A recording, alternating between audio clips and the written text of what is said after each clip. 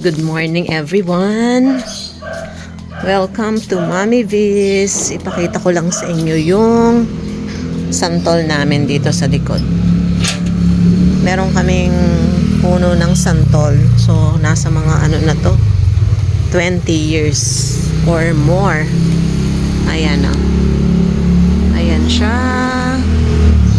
Daming bunga. Mga naglalaglagan nga yan kaso sobrang taas. Nakakapitas lang ako dito. Ayan, tulad kanina nagpitas ako kasi umakyat ako dito. So yung mga naaabot ko from dyan, napipitas ko.